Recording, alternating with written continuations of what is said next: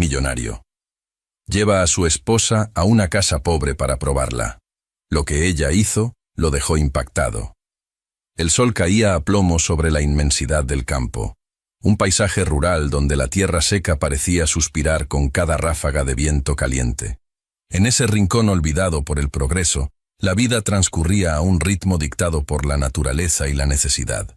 A un lado del camino de terracería, flanqueada por hierba alta que se mecía perezosamente bajo el cielo resplandeciente, se erguía una casita que parecía a punto de rendirse ante el peso de los años.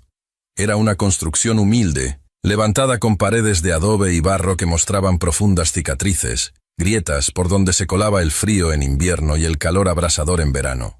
El techo, hecho de paja seca y láminas oxidadas, apenas soportaba las inclemencias del tiempo, y la puerta principal, fabricada con tablones de madera vieja y rematada con una lámina metálica abollada, estaba asegurada por un candado pesado y oxidado que desentonaba con la fragilidad del lugar.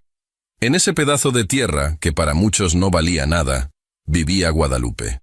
Era una mujer de rostro sereno, pero marcado por el cansancio prematuro que otorga la pobreza.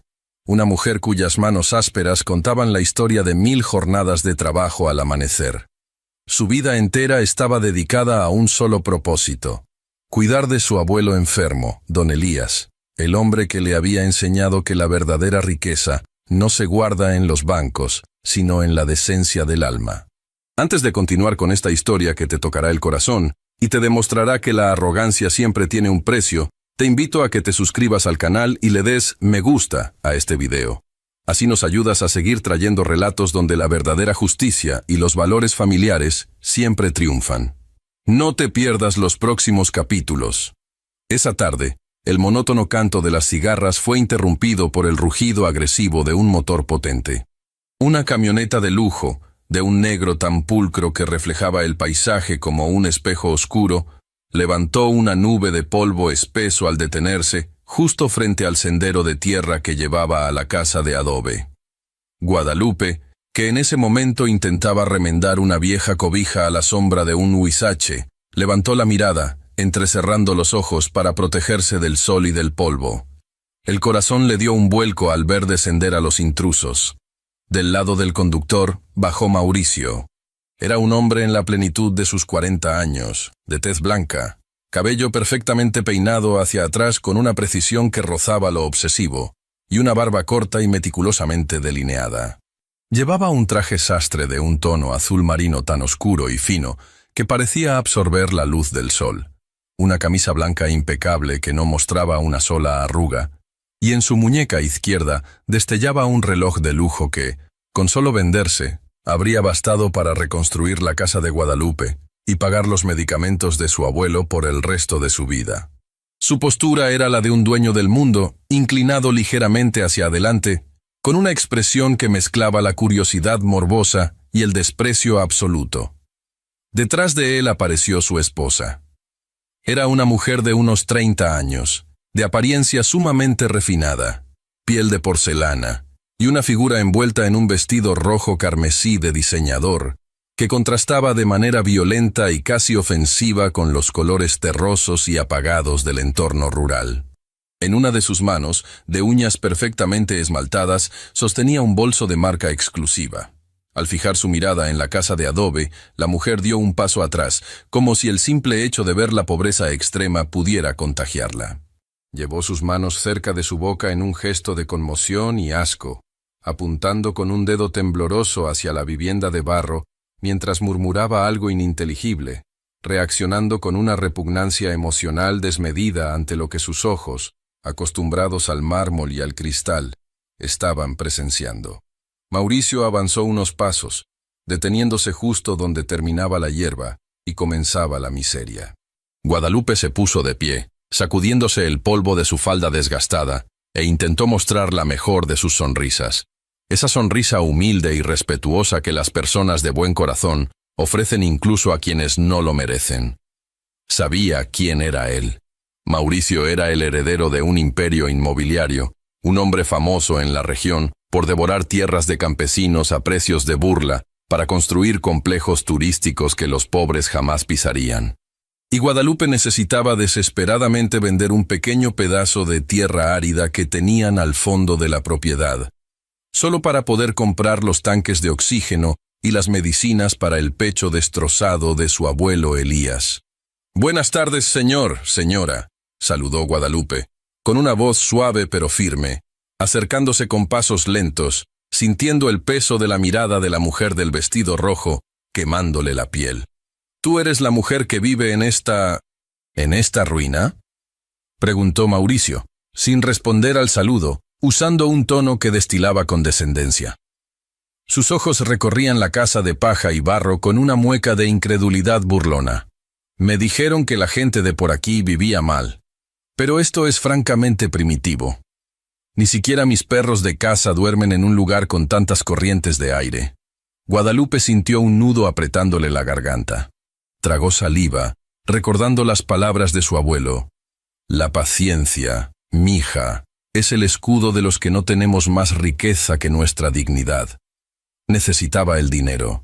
Si respondía a la ofensa, Mauricio daría media vuelta, y esa misma noche, don Elías volvería a toser sangre sin que ella pudiera aliviar su dolor.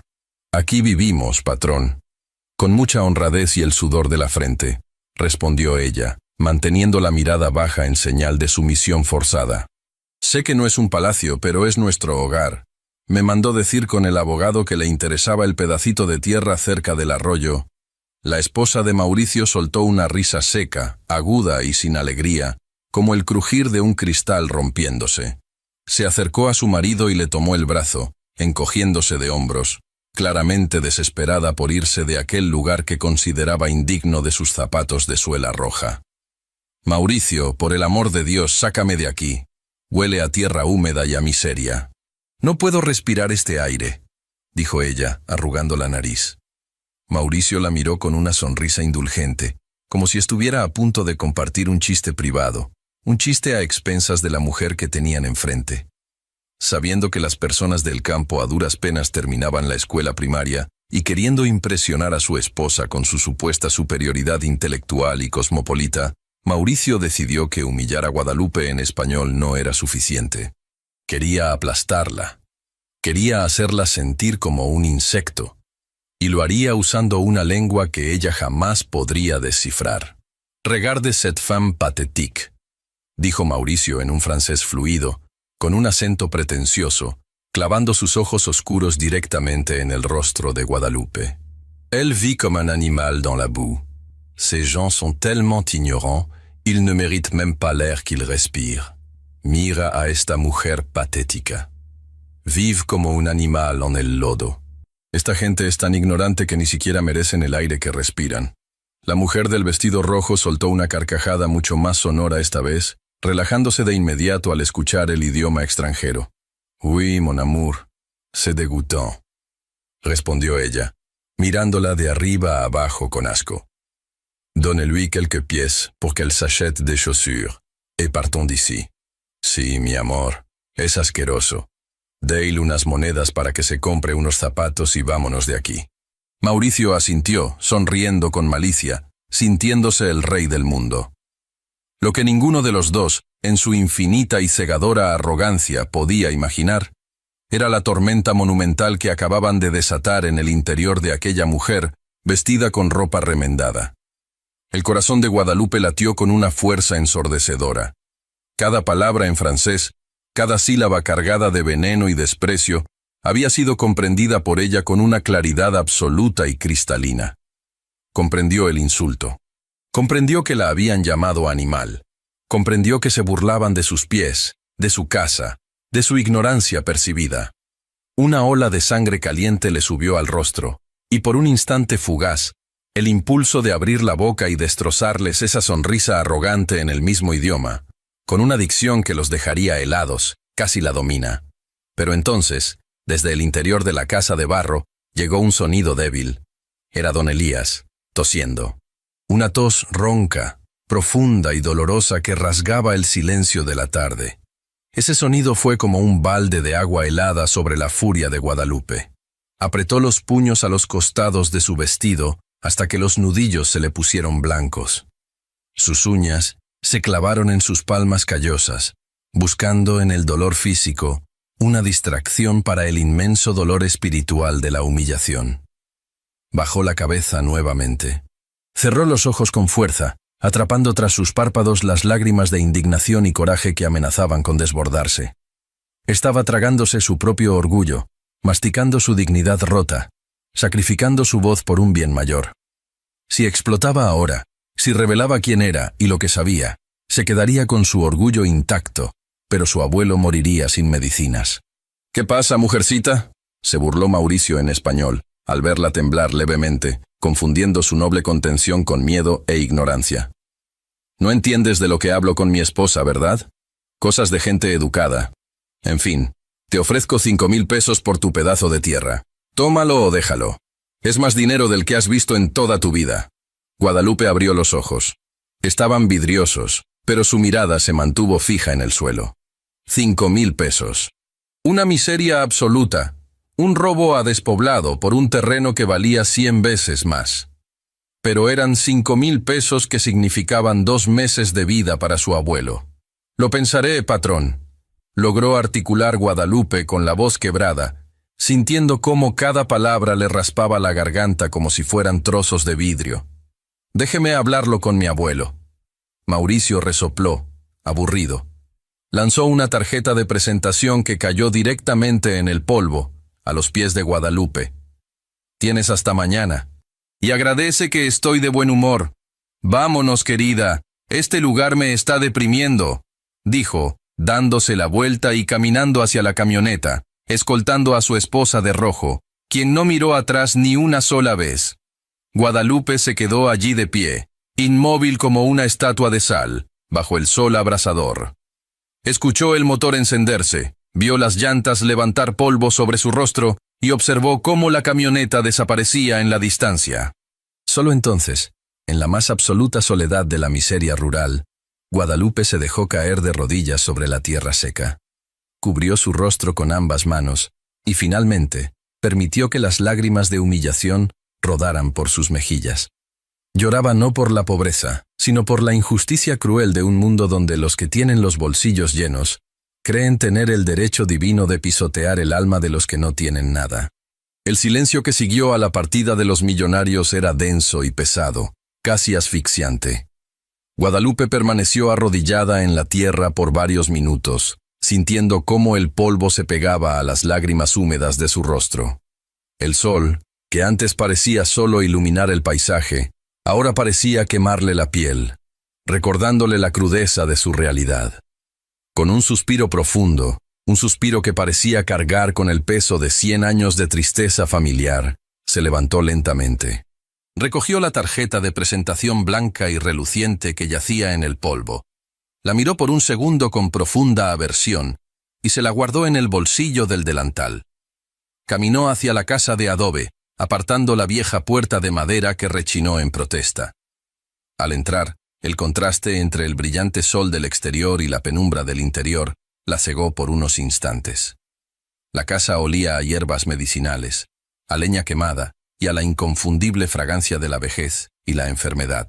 En un rincón, sobre una cama armada con tablones de madera vieja y colchones de lana desgastada, yacía don Elías.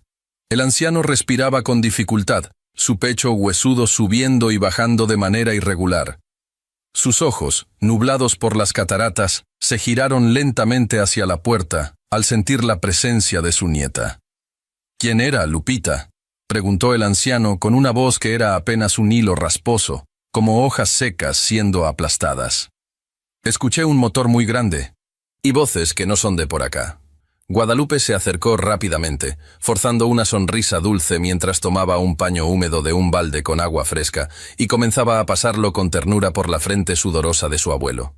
Se tragó el nudo que aún sentía en la garganta, negándose rotundamente a preocupar al único pilar emocional que le quedaba en el mundo.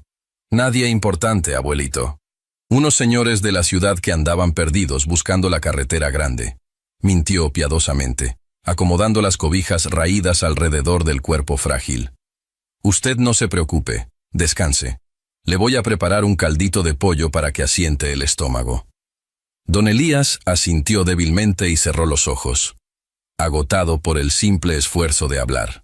Guadalupe caminó hacia la pequeña estufa de leña en la cocina improvisada al otro lado del cuarto. Mientras avivaba el fuego y cortaba unas pocas verduras marchitas, el recuerdo de las palabras de Mauricio en francés volvió a golpear su mente con la fuerza de un latigazo. Vive como un animal en el lodo. Una lágrima solitaria y traicionera escapó de sus ojos y cayó directamente en la olla burbujeante. El dolor emocional de la humillación contida era una bestia que le devoraba las entrañas. Nadie sabía lo mucho que le había costado mantener la boca cerrada. Porque lo que Mauricio, en su estúpida arrogancia de nuevo rico, ignoraba por completo, era el gran secreto que guardaba aquella casa de paredes de barro y techos de paja. El conocimiento del francés de Guadalupe no era una casualidad, ni producto de alguna película extranjera vista a escondidas. Era su herencia. Era el único tesoro genuino que su familia había logrado rescatar de las garras de la ruina. Décadas atrás, don Elías no era un simple campesino enfermo. Él era el hijo menor de una familia de inmigrantes cultos y prósperos que llegaron al país huyendo de las guerras europeas, trayendo consigo maletas llenas de libros, literatura clásica y un refinamiento intelectual invaluable. Por giros crueles del destino, traiciones de supuestos socios comerciales y la voracidad de hombres poderosos y sin escrúpulos, la familia de Elías lo perdió todo, siendo despojados de sus tierras, sus negocios y su estatus, viéndose obligados a refugiarse en la pobreza rural para sobrevivir. Pero don Elías nunca permitió que la pobreza del bolsillo marchitara la riqueza de la mente. Desde que Guadalupe era una niña pequeña, sentada en una silla de madera rota a la luz vacilante de una vela de sebo, su abuelo sacaba con reverencia viejos libros polvorientos de tapas de cuero. Allí, entre las paredes de barro, le enseñó a leer, a escribir y, sobre todo, a dominar el idioma de sus ancestros. Le enseñó la pronunciación exacta, la gramática perfecta, la cadencia elegante de una lengua que sonaba como música en medio de la miseria. «Nos pueden quitar el pan, Lupita», le decía a su abuelo acariciándole el cabello. «Nos pueden robar la tierra y hacernos vestir de harapos. Pero lo que tienes aquí en la cabeza y la decencia que llevas en el corazón, eso ningún millonario te lo va a poder robar jamás». Guadalupe apretó los párpados, volviendo al presente. El caldo ya estaba hirviendo.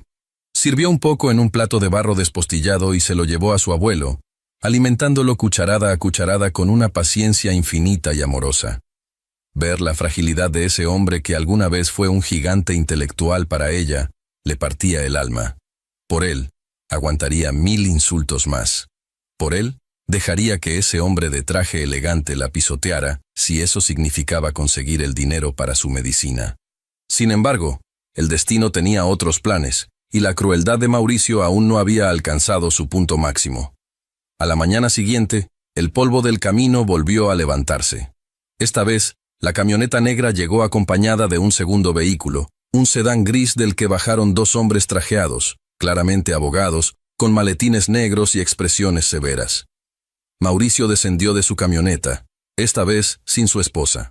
Ya no llevaba la sonrisa burlona del día anterior. Su rostro estaba endurecido por la impaciencia y la tiranía. Guadalupe salió a su encuentro, sintiendo un escalofrío recorrerle la espina dorsal. Sabía que las cosas estaban a punto de empeorar. «Se acabó el tiempo de pensar, mujercita», escupió Mauricio a modo de saludo, sin molestarse en dar los buenos días. Hizo una seña a uno de los abogados, quien sacó un fajo de papeles impresos y una pluma. «Aquí está el contrato. Los 5,000 pesos te los transferimos en cuanto firmes y pongas tu huella. Necesito que desalojen esta basura de terreno para el viernes a más tardar. Vamos a meter las máquinas excavadoras el sábado a primera hora». Guadalupe sintió que el suelo se movía bajo sus pies.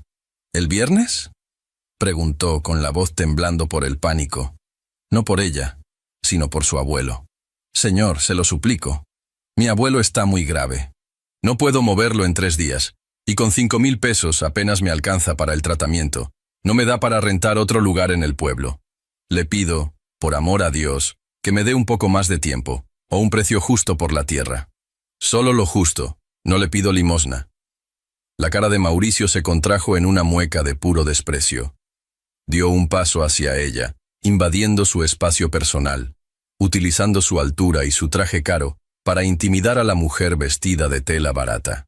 ¿Tú crees que estoy aquí para hacer caridad, campesina?, siseó, con los ojos inyectados de una furia gélida. Me importas muy poco tú, me importa muy poco tu abuelo enfermo, y me importa muy poco a dónde se vayan a morir.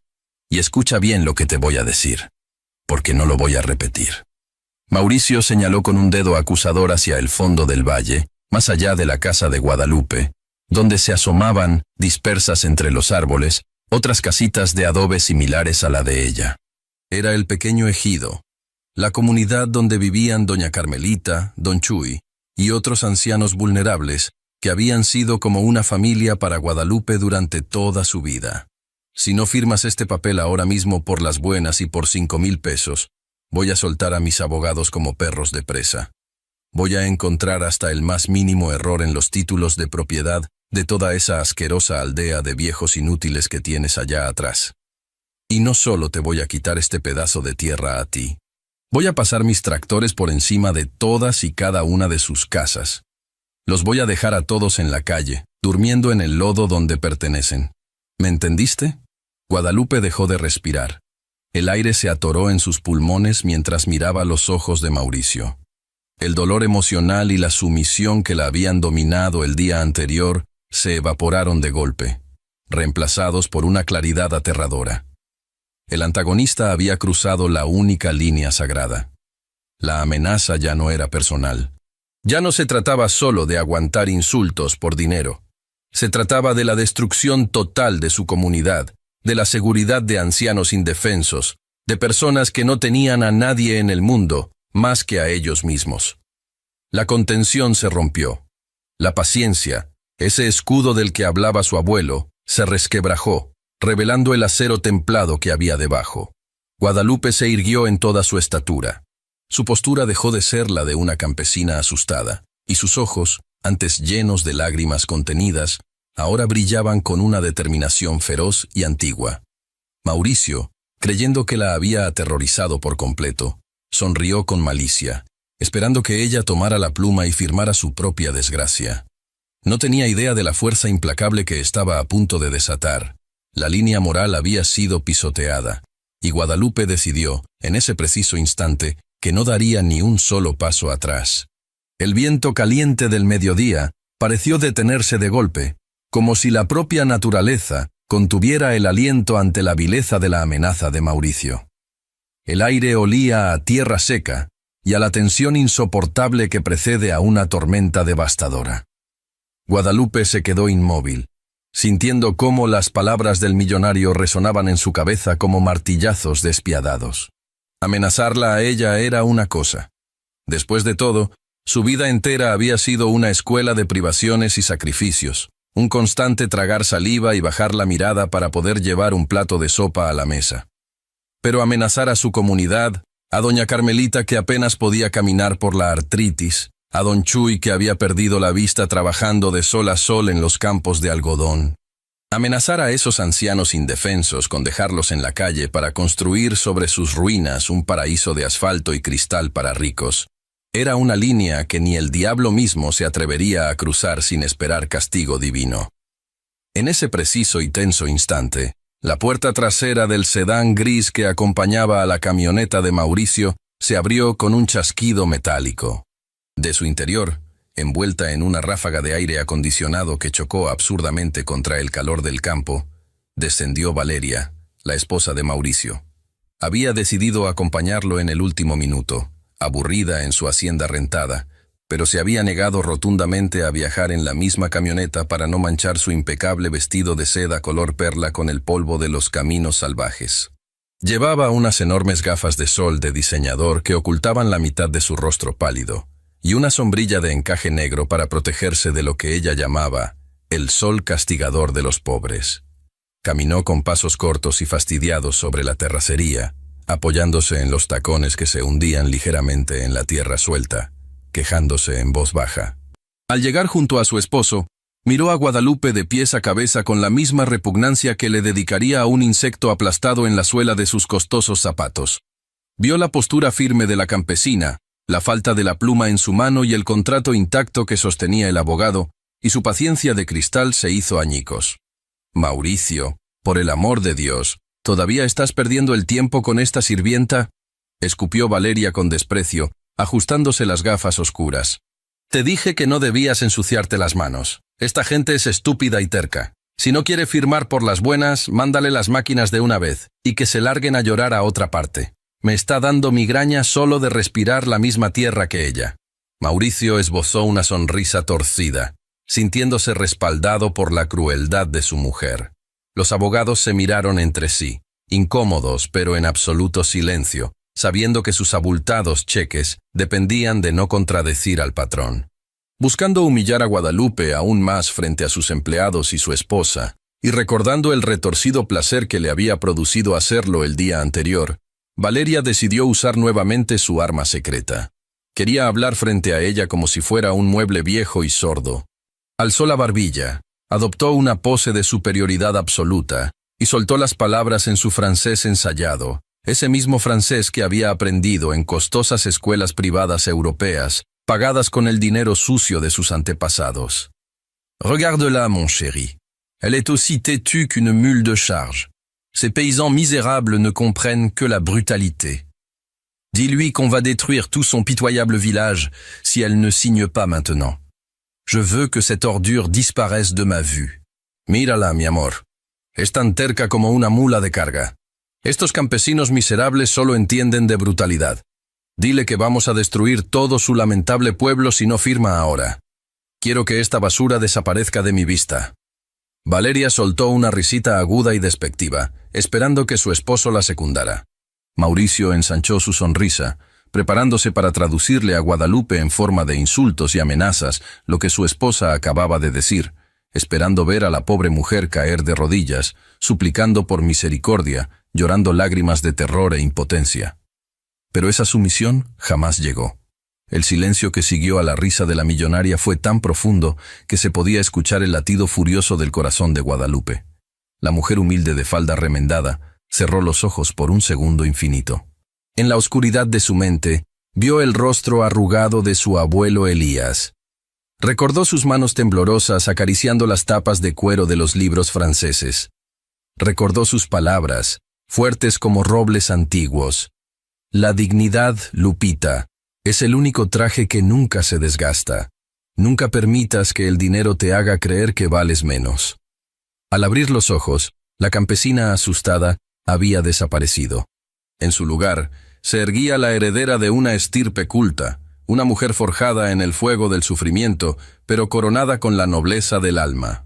Guadalupe no bajó la mirada. Al contrario, levantó el rostro con una majestad que contrastaba violentamente con su ropa humilde. Miró fijamente a los ojos ocultos tras las gafas de Valeria, cruzó las manos con serenidad sobre su delantal deslavado y tomó una respiración profunda. Y entonces, el milagro ocurrió. De los labios de aquella mujer de campo brotó un francés absolutamente perfecto, impecable, con un acento aristocrático, limpio y cadencioso, una dicción que haría enrojecer de vergüenza a cualquier diplomático europeo. No era el francés tropezado y pretencioso de los nuevos ricos. Era el francés puro de los antiguos salones literarios, el que se enseñaba con rigor y amor en las bibliotecas de antes. «L'ignorance, madame, ne se mesure pas à l'épaisseur des murs d'une maison de boue, mais à la petitesse et à la laideur de l'esprit». La voz de Guadalupe resonó clara, firme y cortante, como una espada de hielo en medio del desierto. Valeria dio un paso atrás, tropezando torpemente con sus propios tacones, como si le hubieran dado una bofetada física. Su boca se abrió en una perfecta letra O de asombro absoluto. «Et votre esprit, madame, est d'une pauvreté qui fait pitié à voir. Vous venez ici, paré d'or et de soie, mais votre âme est couverte de boue. La ignorancia, señora, no se mide por el grosor de las paredes de una casa de barro, sino por la pequeñez y la fealdad del espíritu. Y su espíritu, señora, es de una pobreza que da lástima ver. Viene usted aquí adornada de oro y seda, pero su alma está cubierta de lodo». Mauricio se quedó petrificado. Sus ojos parecían a punto de salirse de sus órbitas. El color se esfumó del rostro de su esposa, dejándola tan pálida como un fantasma bajo el sol abrasador. Uno de los abogados soltó el portafolios, que cayó al polvo con un golpe seco, incapaz de procesar lo que sus ojos y sus oídos estaban presenciando. Guadalupe no había terminado. Giró su rostro hacia Mauricio, mirándolo con una mezcla de lástima y una ferocidad indomable. «Gardez votre argent sale, monsieur», continuó Guadalupe, elevando un poco más la voz, asegurándose de que cada sílaba fuera un dardo clavado en el ego inflado del millonario.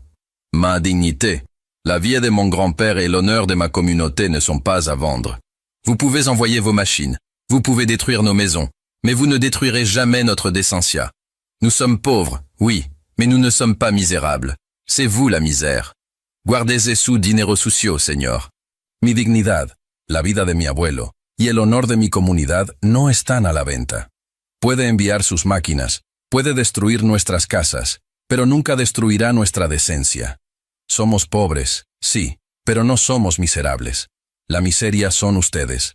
Luego, con una elegancia suprema, Guadalupe volvió a mirar a Valeria, esbozando una sonrisa de hielo, esa sonrisa que solo los que saben que tienen la victoria moral pueden ofrecer, y remató la humillación con un golpe maestro que destrozó el orgullo de la mujer rica. «Et d'ailleurs, madame, votre accent parisien est épouvantable. Il ressemble plus à un aboiement qu'à une langue. Y por cierto, señora, su acento parisino es espantoso. Suena más a un ladrido que a un idioma». El silencio regresó, pero esta vez era un silencio ensordecedor, aplastante. La máscara de superioridad de los millonarios se había hecho pedazos, cayendo al suelo junto con el polvo del camino. Valeria temblaba de furia, de vergüenza, de una humillación tan profunda que sus mejillas se encendieron de un rojo carmesí. Abrió la boca para responder, pero no le salió la voz. Solo emitió un sonido ahogado, como un pez fuera del agua. Se giró bruscamente y huyó hacia el interior de su automóvil con el aire acondicionado, cerrando la puerta con un portazo violento para esconderse del mundo. Mauricio, por su parte, sintió cómo la sangre le hervía en las venas. Había sido humillado. Él, el hombre más temido y respetado de la región, el dueño de vidas y tierras, había sido dejado en ridículo por una campesina harapienta frente a sus propios abogados. Su hombría tóxica, su ego desmesurado, no podían tolerar semejante afrenta. La humillación pública exigía sangre, exigía castigo inmediato. «¡Maldita gata igualada!», rugió Mauricio en español, escupiendo las palabras con una rabia rabiosa, perdiendo toda compostura. Su rostro estaba deformado por la ira. «¿Crees que por hablar un idioma extranjero eres mejor que yo? No eres nada. Eres basura. Te voy a hundir. Te juro por Dios que te voy a hacer tragar tierra hasta que me pidas perdón de rodillas». Se volvió hacia sus capangas, los hombres de seguridad que esperaban dentro de la camioneta negra, y les gritó con los pulmones a punto de estallar: «¡Destrúyanle la huerta! ¡Ahora mismo! ¡Pásenle la camioneta por encima a todo lo que tiene plantado ahí atrás! ¡Arránquenle hasta la última hoja de mintusimos! ¡Sus malditas verduras! ¡Quiero que se muera de hambre!». Los matones, acostumbrados a obedecer órdenes sin cuestionar, encendieron la enorme camioneta. Las pesadas llantas de tracción giraron, levantando terrones de tierra seca, y el vehículo se abalanzó sin piedad sobre la pequeña parcela de tierra que Guadalupe cuidaba con tanto esmero detrás de su casa. El sonido de los tallos rompiéndose, de las calabazas siendo aplastadas, del maíz verde siendo triturado bajo el peso del acero, fue desgarrador. Era su único sustento, su única forma de vender algo en el mercado para comprar las pastillas de su abuelo. A cada crujido, Guadalupe sentía que le arrancaban un pedazo del alma, pero se mantuvo de pie. No derramó una sola lágrima frente a él. Se mantuvo erguida, con la frente en alto, abrazando su dignidad con la fuerza de un roble frente al huracán. Mauricio la miró por última vez, respirando agitadamente, con los puños apretados. «Esto es solo el principio. Estás muerta de hambre, y te voy a enseñar a respetar a tus amos». Siseó, antes de darse la vuelta, entrar en su camioneta y arrancar, dejando a los abogados para que lo siguieran a toda prisa en su sedán. La nube de polvo tardó varios minutos en asentarse.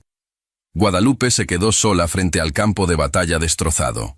Su huerta, su esfuerzo de meses, estaba reducida a un lodazal de plantas muertas y llantas marcadas en la tierra.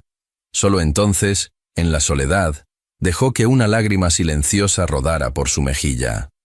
Había ganado la batalla moral, pero la guerra recién comenzaba, y el precio iba a ser altísimo. Se giró lentamente para entrar a la casa y ver a su abuelo. Lo que Guadalupe no notó, absorta en su dolor y su resiliencia, fue que no estaba del todo sola. A unos 200 metros de distancia, camuflado bajo la sombra espesa de un viejo árbol de mezquite en la curva del camino, había estado estacionado un automóvil clásico de color oscuro, con los vidrios ahumados. En su interior, un hombre mayor, de cabello cano impecablemente peinado y traje gris de corte conservador, bajó lentamente unos binoculares de sus ojos. Había observado toda la escena.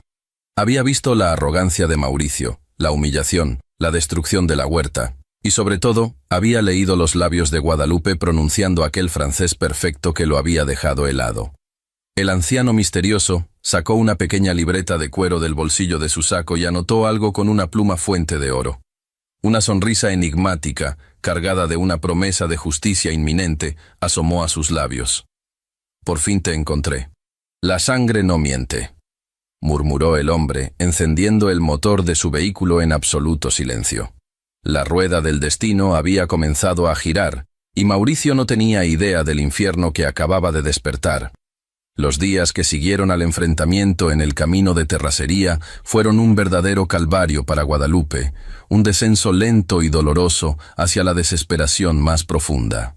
Fiel a su palabra cobarde, Mauricio había puesto en marcha su maquinaria de venganza para asfixiarla económicamente. Su objetivo no era simplemente quitarle la tierra, era quebrar su espíritu, doblegar su voluntad hasta obligarla a arrastrarse y pedir clemencia frente a los pies de su esposa.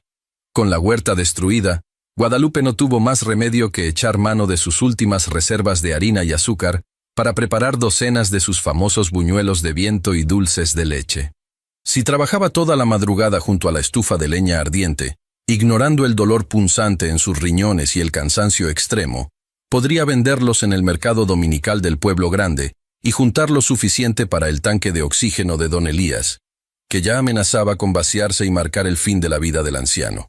El domingo amaneció con un sol inclemente. Guadalupe caminó casi 10 kilómetros por el borde de la carretera polvorienta, cargando 2 pesadas canastas de mimbre repletas de dulces sobre su espalda. Sus pies, calzados con sandalias gastadas, le ardían con cada paso, pero la imagen de su abuelo respirando con dificultad la empujaba a seguir adelante. Sin embargo, al llegar al colorido y bullicioso mercado de la plaza principal, la cruel realidad la golpeó como un muro de ladrillos. Se dirigió al puesto de don Pancho, un hombre gordo y bonachón de bigote cano que siempre le compraba la mitad de su mercancía para revenderla. Pero esta vez, al verla acercarse con su sonrisa cansada, el rostro del anciano mercader palideció. Miró asustado hacia todos lados, como si las paredes de los puestos tuvieran ojos, y levantó las manos en señal de rechazo antes de que ella siquiera pudiera abrir la boca. «Lupita, por la Virgen Santa, vete de aquí. No te puedo comprar nada, Milla. Perdóname», susurró don Pancho con la voz quebrada por el miedo y la vergüenza, evitando mirarla a los ojos. Ayer en la tarde vinieron los achichincles del patrón Mauricio. Fueron puesto por puesto, hablando con cada marchante, con las carnicerías, con las tiendas de abarrotes. Dijeron que cualquiera que te compre una sola pepita, le van a cancelar los permisos de venta en el municipio. Es íntimo amigo del presidente municipal, tú sabes cómo es esto. Si te compro tus buñuelos, me quitan mi puesto, y de aquí comen mis nietos. Perdóname, por favor. Guadalupe sintió un vacío gélido en el estómago. Retrocedió lentamente, abrazando sus canastas contra su pecho. El boicot era total. Las puertas de su sustento habían sido cerradas de golpe y aseguradas con el candado de la corrupción y el miedo. Recorrió el mercado entero, ofreciendo sus dulces a precios de miseria a los transeúntes, pero nadie quería problemas con el hombre más poderoso de la región. La gente bajaba la cabeza y apresuraba el paso al verla. Al mediodía, bajo el sol abrasador en el centro de la plaza empedrada, no había vendido ni una sola pieza. El dinero para el oxígeno de su abuelo no existía. Agotada, sedienta y con el corazón destrozado en 1000 pedazos, Guadalupe se sentó en el borde de una jardinera de piedra, frente al kiosco del pueblo. Dejó caer las pesadas canastas al suelo y ocultó su rostro en sus manos callosas. Por primera vez en muchos años, sintió que las fuerzas la abandonaban. La maldad del mundo de los ricos la estaba ahogando sin piedad. Fue entonces cuando escuchó el sonido de unos zapatos finos golpeando los adoquines, acercándose a ella. Levantó la vista y la sangre se le heló en las venas. Allí estaba Mauricio. Lucía un traje de lino claro impecable, gafas de sol de marca, y una sonrisa de satisfacción perversa que le deformaba el rostro. A unos metros de distancia, sentada cómodamente en la terraza de un café exclusivo bebiendo agua mineral fría, estaba Valeria, su esposa, observando la escena con atención morbosa y una sonrisa burlona. «¿Qué pasa, francesita? ¿El negocio de la comida para cerdos no está funcionando hoy?», se burló Mauricio en voz alta, atrayendo las miradas asustadas de los transeúntes. Metió la mano en el bolsillo de su pantalón y sacó un grueso fajo de billetes de 500 pesos, agitándolo frente al rostro de Guadalupe como si fuera un pedazo de carne frente a un perro hambriento. «Me dijeron que andas llorando por unas monedas para el oxígeno del viejo inútil que tienes en casa». «Tsk, tsk, qué pena. Me parte el corazón verte así, tan miserable, tan sucia». Guadalupe se puso de pie, irguiendo la espalda a pesar del cansancio aplastante. Su mirada era de un fuego puro y sereno. No retrocedió ni un milímetro. «¿Qué es lo que quiere de mí?», preguntó ella, con una voz ronca pero firme. Ya me quitó el pan de la boca. ¿No tiene suficiente con sus millones? ¿Por qué se ensaña con los que no tienen nada? Mauricio soltó una carcajada seca. Se acercó más a ella, bajando el tono de voz a un susurro cargado de veneno.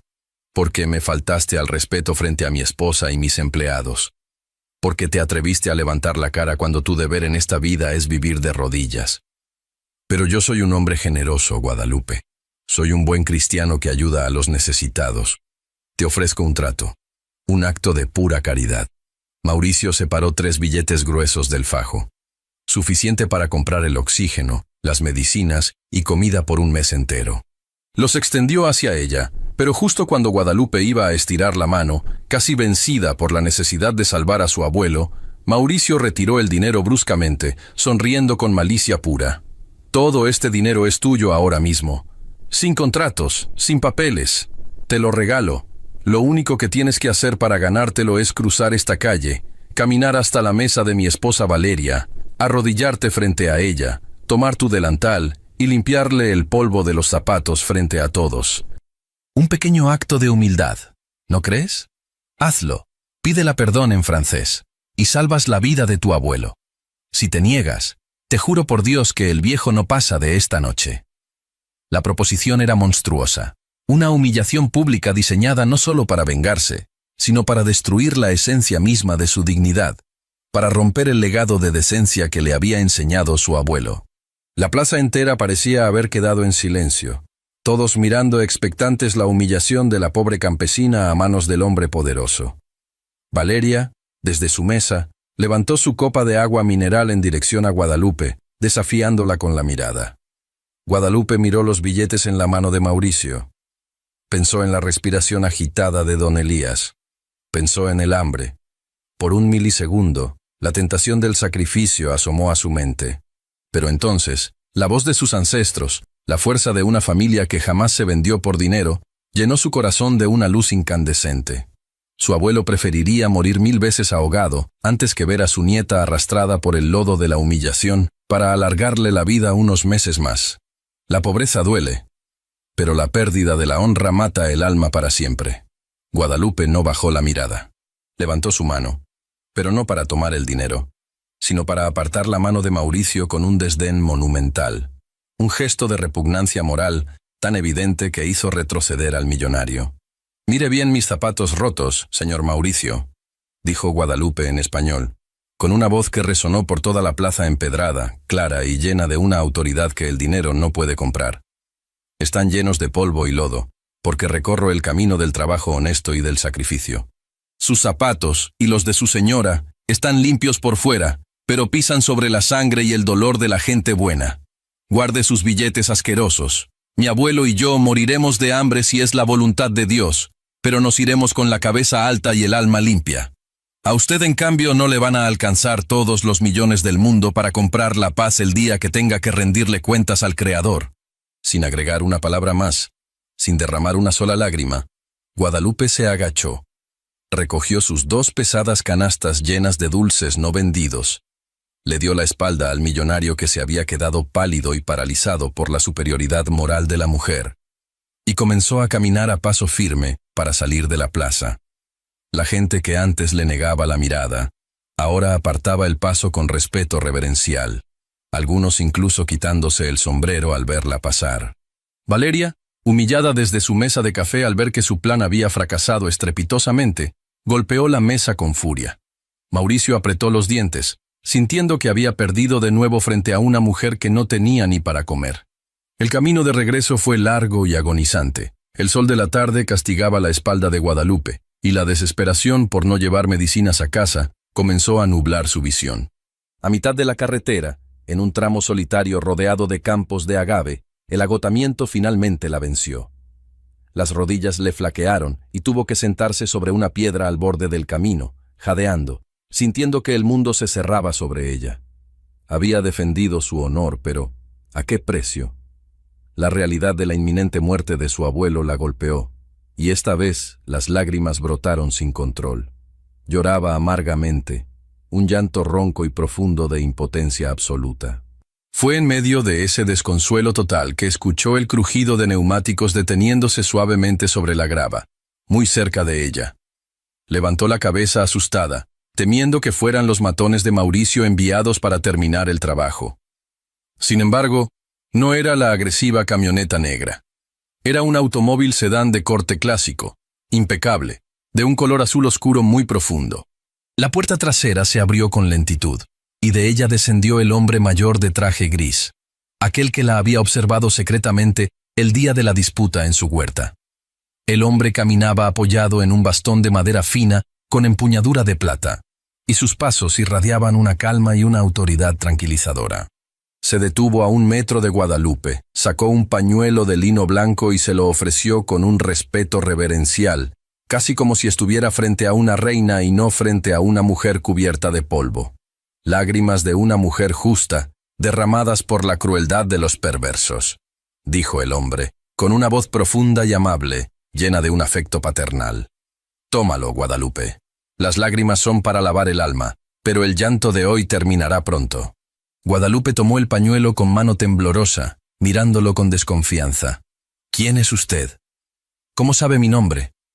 ¿Viene de parte de ese demonio de Mauricio? Preguntó, poniéndose a la defensiva, dispuesta a levantarse y correr si era necesario. El anciano sonrió con una inmensa tristeza y negó lentamente con la cabeza. Mi nombre es Arturo Valenzuela. Soy abogado investigador, retirado hace muchos años. Y te aseguro, hija mía, que soy el peor enemigo que la familia de ese miserable de Mauricio podría tener en la vida. Don Arturo se apoyó en su bastón, mirando hacia el horizonte como si buscara respuestas en el pasado. Hace 2 días, casualmente, presencié la forma en que defendiste tu honor en la entrada de tu hogar. El idioma, la postura, tus palabras, todo en ti me hizo retroceder casi 50 años en el tiempo. Me recordó a un hombre brillante que desapareció de la historia por culpa de una traición monumental. Guadalupe dejó de llorar, cautivada por la gravedad de sus palabras. Su corazón comenzó a latir con una extraña esperanza mezclada con miedo. No sé de qué me habla, señor. Yo solo soy una pobre mujer que hace dulces. Y ese hombre, Mauricio, me ha quitado la forma de venderlos. Mi abuelo se está muriendo en la casa por falta de oxígeno. Y yo ya no sé qué hacer. Don Arturo sacó su billetera de piel y extendió varios billetes de alta denominación hacia ella. Toma esto. No es caridad, es un adelanto de la justicia que se te debe. Compra el oxígeno y las medicinas. Lleva comida a tu mesa. Y escúchame con atención, Guadalupe. El rostro del anciano se endureció. Sus ojos brillaron con una intensidad asombrosa. Ese joven arrogante que te humilló, Mauricio, no es rico por su propio esfuerzo. Su fortuna entera, sus empresas, las tierras por las que camina con tanta soberbia, están manchadas con la sangre de un robo histórico. Él y su familia tienen un patrón macabro. Llevan 3 generaciones buscando y destruyendo a familias vulnerables para robarles sus propiedades. Y lo peor de todo, mi querida niña, es que el origen de toda esa podredumbre, la primera gran fortuna que el abuelo de Mauricio robó, pertenecía a tu propia familia. El viento sopló con fuerza, levantando remolinos de polvo alrededor de ambos. Guadalupe soltó el pañuelo, petrificada, sintiendo que el cielo y la tierra cambiaban de lugar. El pasado que ella creía sepultado y perdido para siempre, acababa de regresar para golpear a su puerta y exigir justicia. La semilla del destino estaba sembrada, y la gran revelación estaba a punto de desenterrar un dolor generacional que sacudiría los cimientos de la región entera. Todo estaba a punto de cambiar. Todo. El sol comenzaba a teñir el horizonte de un naranja melancólico, casi sangriento, cuando Guadalupe finalmente vislumbró la silueta de su humilde jacal de adobe. El camino de regreso había sido un trance. Las palabras de don Arturo, el anciano misterioso, daban vueltas en su cabeza como un torbellino implacable, golpeando cada certeza que había tenido en su vida. En sus manos, apretaba con fuerza la bolsa de la farmacia que contenía las medicinas y el recibo del pequeño tanque de oxígeno que un muchacho del pueblo traería en bicicleta en cualquier momento. Gracias a ese dinero providencial, su abuelo viviría. Pero el alma de Guadalupe estaba sumida en una tormenta de dudas y un dolor antiguo que apenas comenzaba a despertar. Al empujar la pesada puerta de madera que rechinó sobre sus goznes oxidados, el silencio del interior la asustó. Corrió hacia el catre de madera. Don Elías estaba pálido. Sus labios tenían un tono azulado y su pecho subía y bajaba con una lentitud agónica, como si cada respiración fuera una batalla perdida contra la muerte. Con manos ágiles y temblorosas, producto de la desesperación que solo conoce quien está a punto de perder a su único ser amado, Guadalupe acomodó al anciano, le administró las gotas bajo la lengua, y poco después, conectó el tanque de oxígeno que el joven repartidor acababa de dejar en la entrada. El suave silbido del gas vital fluyendo por las mangueras plásticas llenó la habitación. Pasaron 20 minutos de agonía silenciosa hasta que, por obra de la gracia divina, el color comenzó a regresar a las mejillas marchitas del anciano. Su respiración se estabilizó. Abrió los ojos, esos ojos nublados por los años, pero llenos de una sabiduría infinita, y miró a su nieta que lloraba arrodillada junto a la cama, besándole las manos llenas de manchas y cicatrices. «Ya estoy mejor, mi paloma. No llores, que tus lágrimas me duelen más que la falta de aire», susurró don Elías, acariciando la cabeza de Guadalupe con una ternura que partía el corazón. Guadalupe se secó el rostro con el delantal, tomó aire y lo miró fijamente. Sabía que la emoción fuerte podría hacerle daño, pero el peso del secreto la estaba asfixiando. «Abuelito, hoy pasó algo en el pueblo. El patrón Mauricio me humilló de nuevo. Quiso que me arrodillara en la plaza para limpiarle los zapatos a su mujer a cambio del dinero para sus medicinas». El rostro de don Elías se contrajo en una mueca de dolor profundo, no físico, sino moral. Intentó incorporarse, la indignación brillando en sus ojos cansados. «Dios me libre. Dime que no lo hiciste, Lupita. Dime que no manchaste tu alma por este viejo inútil», exclamó el anciano, con la voz quebrada por el terror de que su nieta hubiera sacrificado su dignidad. «No, abuelito, no», se apresuró a calmarlo ella, apretando sus manos. «Le dije que preferíamos morir de hambre antes que vender nuestra decencia. Me vine caminando, llorando de impotencia, pero en el camino se me acercó un señor, un anciano de traje gris apoyado en un bastón. Me dio el dinero para salvarlo a usted. Me dijo que era abogado. Me dijo que se llamaba Arturo Valenzuela». El nombre cayó en la habitación de barro como un relámpago en medio de la noche. Don Elías dejó de respirar por un segundo. Sus ojos se abrieron desmesuradamente y un temblor violento sacudió todo su cuerpo frágil. Una lágrima gruesa, cargada de décadas de silencio, rodó por su mejilla surcada de arrugas. «Arturo. El joven Arturo», murmuró el anciano. Su voz era apenas un soplo de viento nostálgico. «Él era el asistente de tu bisabuelo, el único que intentó advertirnos, el único hombre justo en un nido de víboras. Dios mío, El Señor ha escuchado mis rezos antes de llevarme. El momento ha llegado, Lupita. Ya no podemos seguir escondiendo la herida. Don Elías levantó una mano temblorosa y señaló hacia el rincón más oscuro de la habitación, justo debajo del altar donde descansaba una imagen descolorida de la Virgen de Guadalupe, iluminada por una veladora a medio consumir. Mueve el catre, mija, y trae la pala del patio. Debajo de la tierra, donde está la marca de cal, hay algo que he guardado por más de 60 años. Es hora de que conozcas por qué tenemos que aguantar tanta hambre, y de dónde viene el veneno de la familia de ese miserable de Mauricio. El corazón de Guadalupe martillaba contra su pecho con la fuerza de un tambor de guerra. Obedeció sin chistar. Arrastró la pesada cama de madera hacia un lado. Tomó la vieja pala oxidada y comenzó a cavar en el piso de tierra apisonada. El esfuerzo físico era agotador, el sudor le perlaba la frente, pero una fuerza sobrenatural, impulsada por la sangre de sus ancestros, guiaba sus brazos. Después de cavar medio metro, la punta de metal de la pala chocó contra algo duro con un sonido hueco. Se arrodilló en el pozo de tierra y con las manos desnudas, escarbó hasta liberar un pesado baúl de madera de roble, protegido por correas de cuero resecas y podridas por el paso del tiempo. Las bisagras de hierro estaban cubiertas de óxido. Lo levantó con esfuerzo, sintiendo que no solo cargaba madera, sino el peso de un dolor generacional insoportable. Lo colocó sobre la mesa de la cocina y, bajo la mirada llorosa de su abuelo, rompió el viejo candado con un golpe de martillo. Al abrir la tapa, el olor inconfundible del papel viejo, mezclado con humedad y hojas secas de lavanda, inundó la habitación. Dentro del baúl, envueltos en telas de lino amarillentas, reposaban docenas de documentos, escrituras con sellos lacrados del gobierno, fotografías color sepia de hombres de traje elegante y mujeres con vestidos de encaje, y diarios forrados en piel. «Saca la carta que está hasta arriba, Lupita, la que tiene el listón negro. Léela en voz alta», pidió don Elías, cerrando los ojos, preparándose para revivir la tragedia que había destruido su vida. Guadalupe tomó el sobre con manos que no dejaban de temblar. El papel era grueso y estaba quebradizo. Desdobló la carta. La caligrafía era impecable, escrita con tinta que el tiempo había vuelto de un tono café oscuro.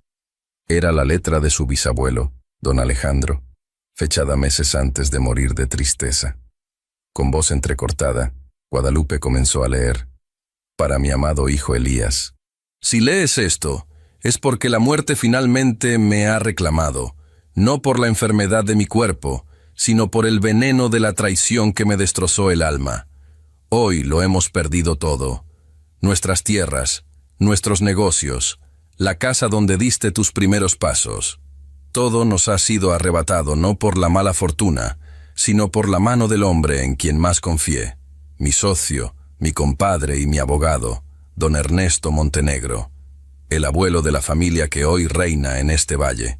Mientras yo yacía en cama por la tifoidea, Ernesto, usando los poderes legales que le otorgué ciegamente como a un hermano, falsificó mi firma, alteró las actas de nuestras propiedades y transfirió toda la inmensa fortuna de nuestra familia a su propio nombre. Cuando me levanté, ya éramos unos parias. Fuimos expulsados de nuestra propia hacienda a punta de pistola, tratados como intrusos en la tierra que yo mismo levanté. Nos condenó a la miseria absoluta para construir su imperio de sangre.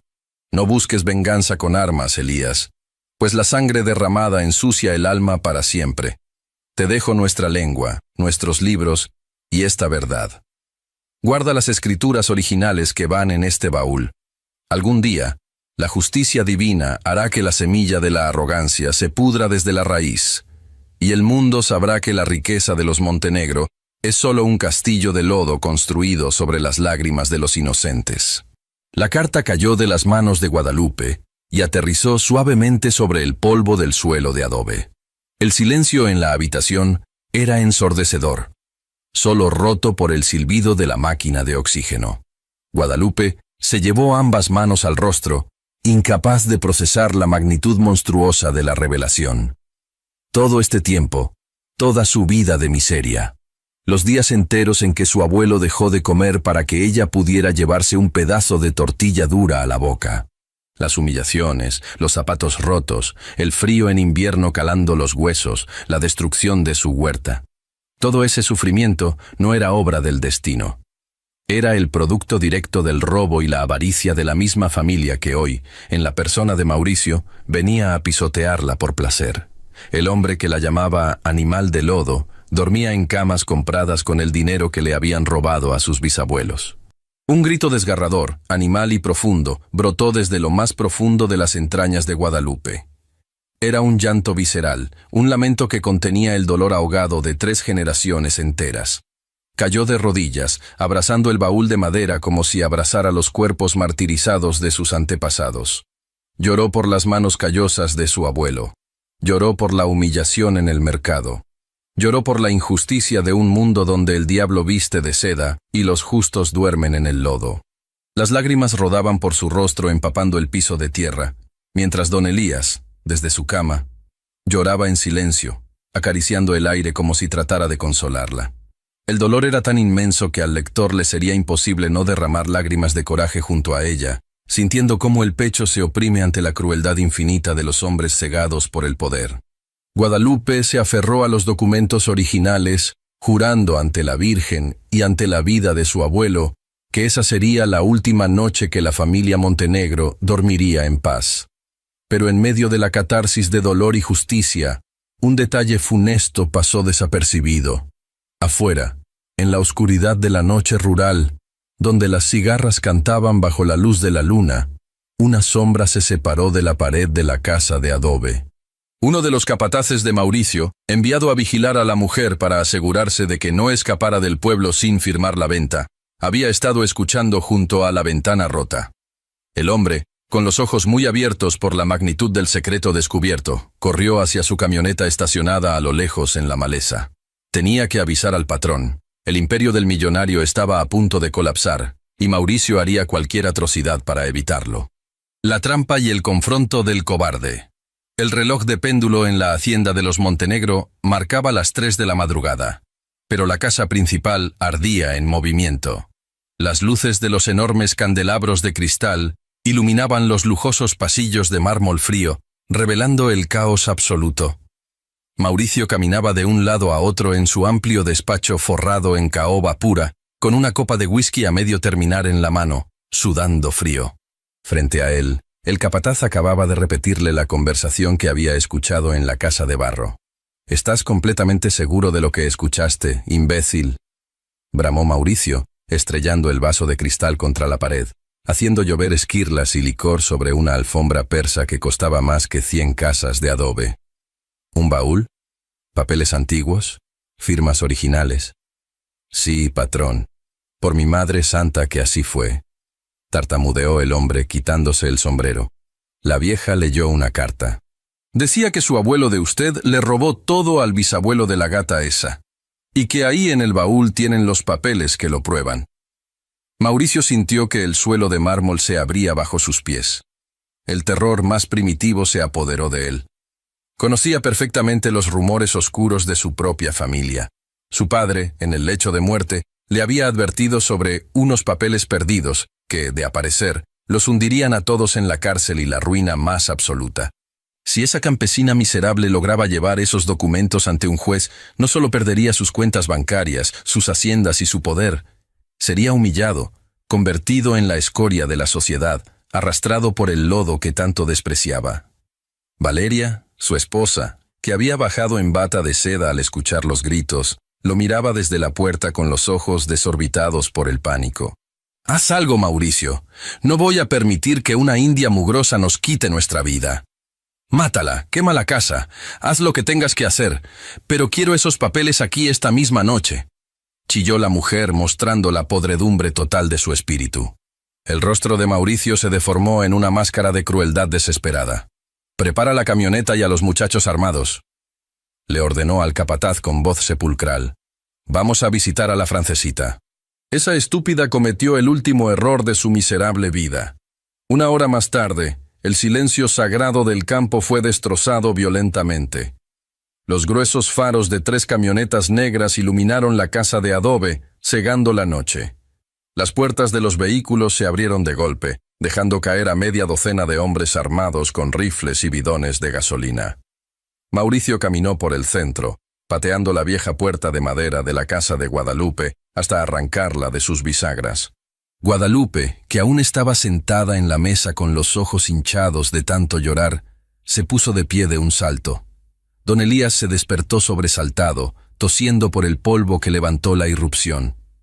«¿Qué significa esto, cobarde? ¡Lárguese de mi casa!», gritó Guadalupe, interponiéndose entre los hombres armados y la cama de su abuelo. Mauricio, respirando agitadamente, con la mirada desquiciada, no perdió tiempo en juegos. Le hizo una seña a uno de los matones, quien procedió a vaciar el contenido de un bidón de gasolina sobre las paredes de paja y el suelo de tierra, justo alrededor de la cama del anciano. El fuerte olor a combustible ahogó el aroma a humedad. «Se acabaron los juegos, campesina», siseó Mauricio, sacando un encendedor de plata de su bolsillo y jugueteando con la llama a centímetros del suelo empapado. «Mi hombre te escuchó. Sé lo que encontraste debajo de la tierra. Tienes exactamente 5 segundos para entregarme ese maldito baúl con todos los papeles originales adentro, o te juro por Dios que cierro la puerta, tiro este encendedor y los quemo vivos a ti y a tu abuelo. Nadie en este pueblo va a llorar por 2 animales calcinados». Guadalupe miró a su abuelo. El anciano, a pesar del terror de la situación, le asintió lentamente, transmitiéndole una fuerza silenciosa. Ella no derramó una sola lágrima de miedo. Con una tranquilidad que enloqueció a Mauricio, Guadalupe señaló hacia la mesa, donde descansaba un morral de tela áspera. «Ahí tiene lo que busca», dijo ella con voz fría como el hielo. «Lléveselo». Mauricio se abalanzó sobre el morral como un perro hambriento, abrió la tela y sacó los pesados paquetes de documentos viejos. No se detuvo a leerlos, solo sintió el papel antiguo y sonrió con un triunfo enfermizo. Había ganado. El dinero siempre gana. «Llévenla a la hacienda, a ella y los papeles. Y quédense 2 aquí afuera. Si la mujer hace un solo movimiento en falso, o si falta un solo papel en este morral, prendan fuego a la casa con el viejo adentro. Nos vamos», ordenó. Guadalupe fue obligada a subir a empujones a la lujosa camioneta negra. El trayecto hacia la mansión fue en completo silencio. Ella miraba por la ventana la inmensidad del campo bajo la luna. Su rostro era una máscara de piedra inescrutable. Al llegar a la hacienda de los Montenegro, la arrastraron por los pasillos de mármol que, por derecho divino y legal, pertenecían a la sangre de su propia familia. Fue arrojada sin piedad en el centro del gran despacho principal. Valeria, sentada en un sofá de cuero, la miró con asco, bebiendo una copa de vino. Mauricio arrojó el morral sobre su inmenso escritorio de caoba y se sirvió otra copa, sintiéndose el rey del universo. Comenzó a sacar los papeles, riendo a carcajadas. «Creíste que podías vencerme, ¿verdad?», se burló Mauricio, caminando a su alrededor como un depredador seguro de su presa. «Creíste que con saber unas palabritas en francés y sacar unos papeles apestosos a tierra, ibas a destruir mi imperio. Eres una ignorante, Guadalupe. Así funciona el mundo. Los fuertes aplastan a los débiles. Mi abuelo tuvo el valor de tomar lo que el tuyo por cobarde no pudo mantener. Esa es la ley de la vida. Mañana mismo quemaré estos papeles, echaré las cenizas a los cerdos y, por las molestias que me has causado, pasaré un tractor por encima de tu abuelo y tu asquerosa aldea. No eres nada, nunca serás nada». Valeria soltó una carcajada estridente, aplaudiendo la crueldad de su esposo. Guadalupe, de rodillas sobre el frío mármol, no bajó la cabeza. Lentamente, se puso de pie, sacudiéndose el polvo inexistente de su ropa. Levantó la mirada, y lo que Mauricio vio en sus ojos no fue derrota. Fue una compasión terrible, la mirada de un verdugo hacia el condenado antes de dejar caer el hacha. «Es curioso, señor Mauricio», comenzó Guadalupe en español, con un tono tan tranquilo que hizo eco en la inmensidad del despacho. «Usted habla mucho de la inteligencia de los ricos y de la ignorancia de los pobres. Pero a usted se le olvida que la soberbia siempre vuelve ciego al que la padece». Mauricio frunció el ceño, deteniendo su risa en seco.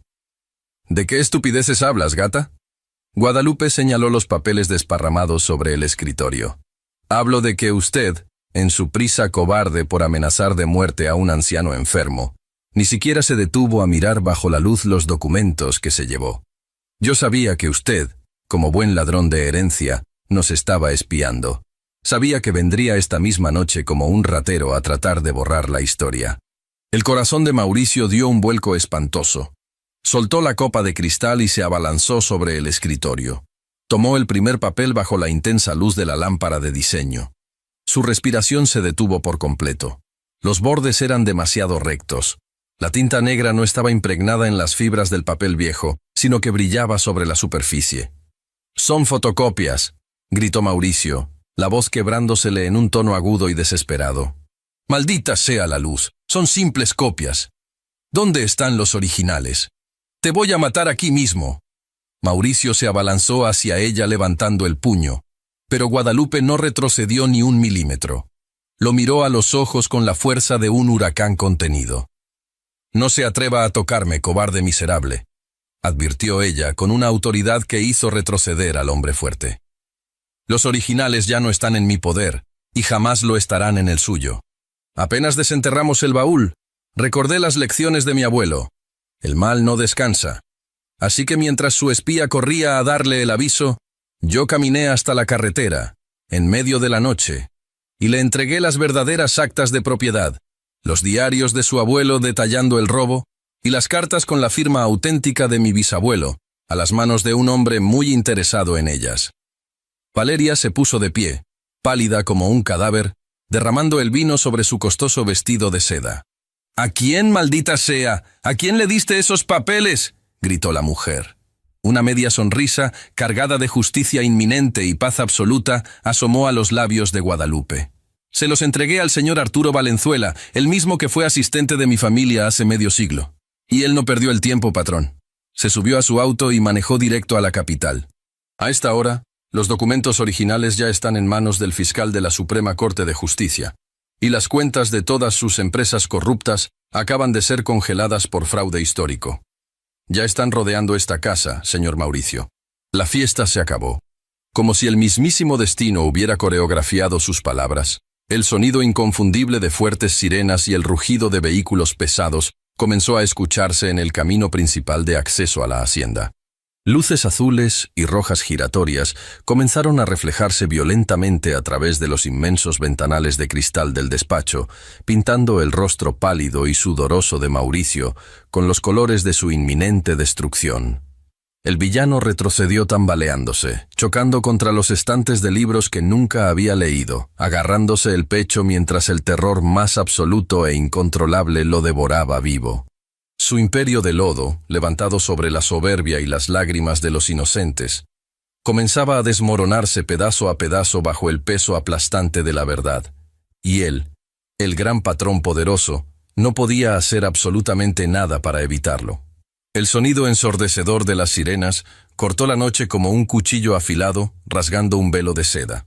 Las luces rojas y azules, girando frenéticamente, se reflejaban en los inmensos ventanales de cristal del despacho de la hacienda, proyectando sombras fantasmagóricas sobre el rostro pálido y desencajado de Mauricio. Aquel hombre, que apenas unos minutos antes se paseaba como un dios intocable sobre su alfombra persa y su piso de mármol importado, de pronto parecía haberse encogido físicamente. El terror, un terror primitivo, frío y paralizante, se apoderó de cada célula de su cuerpo. El imperio de mentiras, levantado sobre la soberbia y regado con las lágrimas de 3 generaciones de inocentes, estaba comenzando a crujir bajo el peso implacable de la justicia divina y terrenal. Las gruesas puertas de roble tallado de la entrada principal no fueron tocadas con amabilidad. Fueron abiertas de golpe por el peso de la ley. El eco de pesadas botas tácticas resonó por los pasillos, ensuciando deliberadamente la pulcritud enfermiza de la mansión. Eran agentes federales, hombres de rostro severo e incorruptible, acompañados por el mismísimo fiscal general y por don Arturo Valenzuela, quien caminaba apoyado en su bastón de plata con la dignidad de un patriarca antiguo que viene a cobrar una deuda de sangre. Mauricio, en un acto de desesperación patética, corrió hacia el capitán de la policía. Sus manos, que antes sostenían copas de cristal cortado y firmaban sentencias de ruina para los campesinos, ahora temblaban como hojas secas al viento. Intentó usar su única arma conocida, la chequera. Con la voz quebrada y el sudor perlando su frente, ofreció millones, ofreció propiedades, ofreció el alma misma para que aquellos hombres dieran media vuelta y olvidaran lo que habían visto. Pero el capitán, con una mirada de profundo desprecio, lo apartó de un empujón. Su dinero aquí ya no vale nada, Montenegro. Está manchado de un fraude que lleva 50 años pudriéndose, sentenció el oficial, mientras el frío chasquido de unas esposas de acero inoxidable se cerraba sobre las muñecas impecablemente cuidadas del millonario. Valeria, al ver la caída de su esposo, no corrió a abrazarlo ni a consolarlo. Fiel a la naturaleza vacía e interesada de su espíritu, estalló en un ataque de histeria egoísta. Comenzó a gritar, maldiciendo a Mauricio, maldiciendo el día en que lo conoció, preocupada únicamente por sus joyas, sus vestidos y su posición social que se esfumaba como humo. Su llanto no era por amor. Era el berrinche de una niña malcriada a la que le acaban de arrebatar su juguete más caro. Guadalupe, de pie en un rincón del despacho, observó la escena en el más absoluto y noble de los silencios. No hubo burla en sus labios, no hubo una sonrisa de revancha maliciosa. Su grandeza moral le impedía regodearse en la miseria ajena, incluso en la de aquellos que habían intentado quemarla viva. Ella solo observaba cómo la rueda del karma, esa fuerza invisible pero imparable del universo, aplastaba la arrogancia de quienes se creyeron dueños del mundo. Las semanas que siguieron fueron un torbellino judicial que sacudió los cimientos de la alta sociedad. La noticia del fraude histórico de la familia Montenegro acaparó todas las portadas. Y así llegó el día del juicio final. La gran sala del Tribunal Superior de Justicia estaba abarrotada. El ambiente era solemne, pesado, oliendo a madera encerada y a historia a punto de ser reescrita. En el estrado, un juez de cabello blanco y rostro impenetrable imponía un respeto absoluto. A un lado de la sala, en el banquillo de los acusados, estaba Mauricio. Ya no llevaba sus trajes a la medida ni su reloj de lujo. Vestía el uniforme gris de los reclusos, su cabello antes perfecto estaba opaco y revuelto, y su mirada era la de un animal acorralado, privado de su arrogancia y consumido por la vergüenza pública.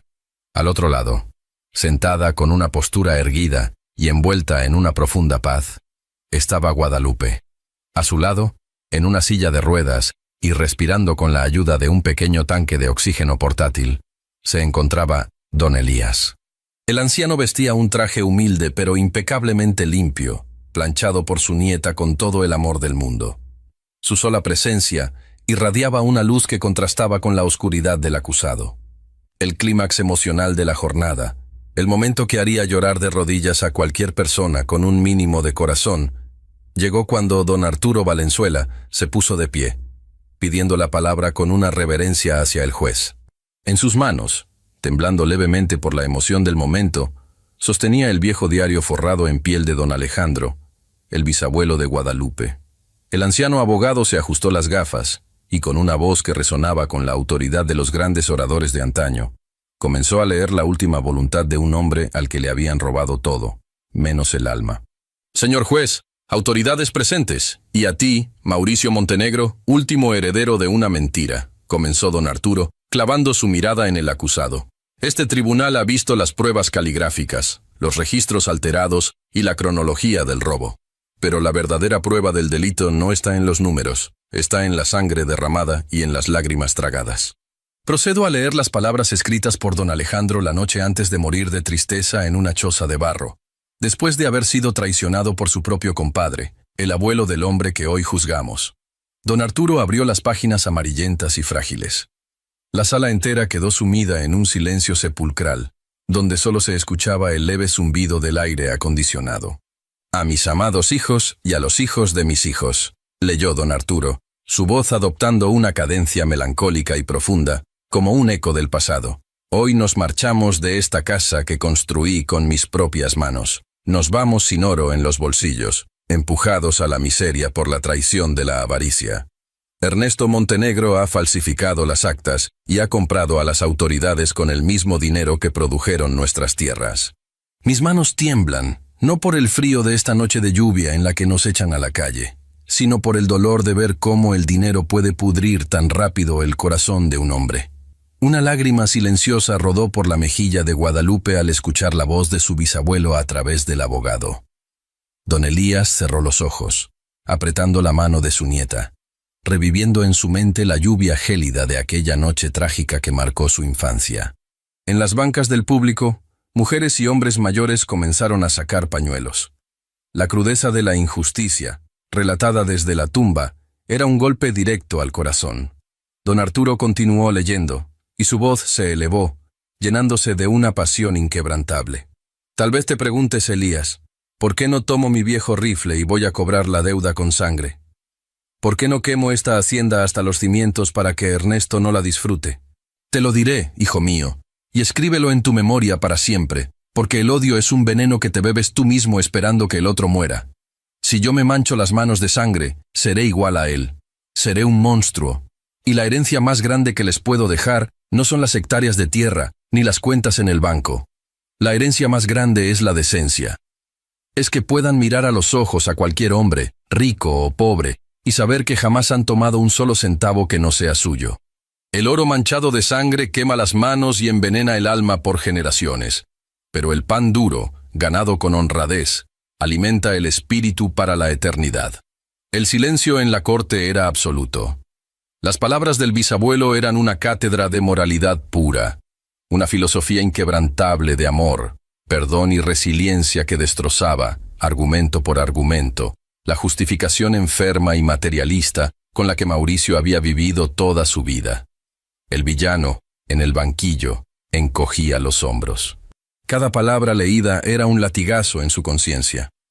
Toda su vida, su abuelo y su padre le habían enseñado que los débiles merecían ser pisoteados, que el dinero era el único Dios verdadero, y que la historia la escribían los vencedores. Pero al escuchar la voz del verdadero dueño de todo, se dio cuenta con horror de que no era un vencedor, sino un simple parásito, un usurpador, un hombre hueco cuya existencia entera era una farsa repugnante.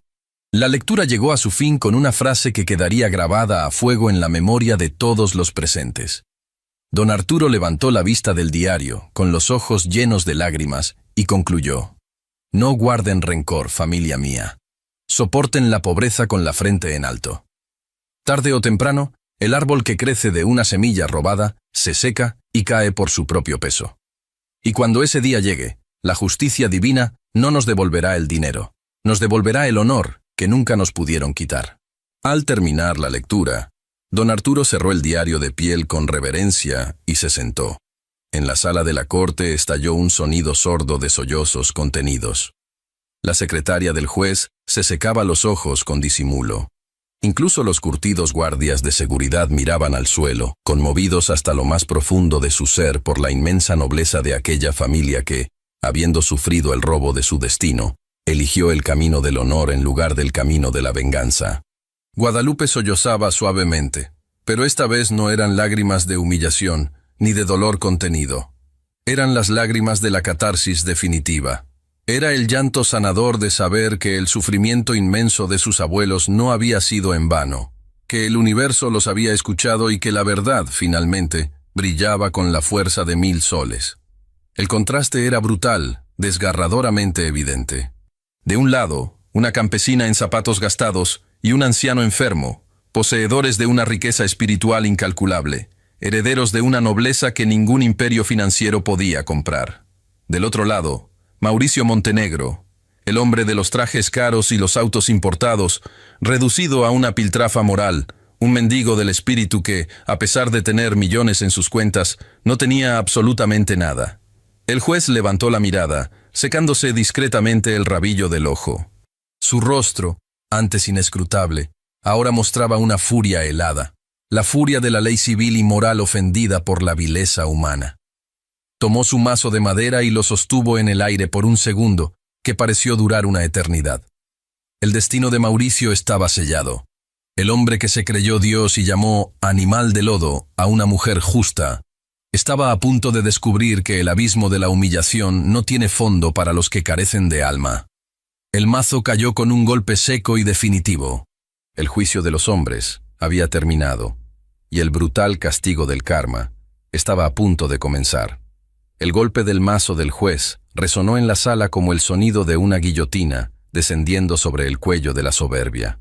La sentencia fue implacable, meticulosa y carente de toda misericordia para el acusado. Mauricio Montenegro fue hallado culpable no solo de los crímenes de su abuelo, al usufructuar bienes robados, sino de múltiples cargos de extorsión, fraude fiscal continuado, amenazas de muerte agravadas y asociación delictuosa.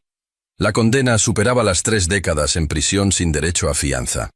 Pero el verdadero castigo, el golpe de gracia que destrozó para siempre el espíritu del villano, fue de carácter económico.